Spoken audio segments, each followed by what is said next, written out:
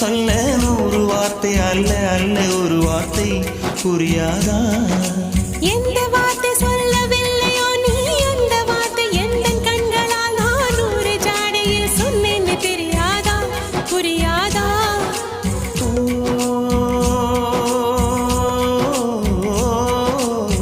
My போல நானும் கண்ணில் சேர வேண்டும், மை போல நானும் கண்ணில் சேர வேண்டும், பூவை போல நானும் உந்தன் கூந்தல் சேர வேண்டும்.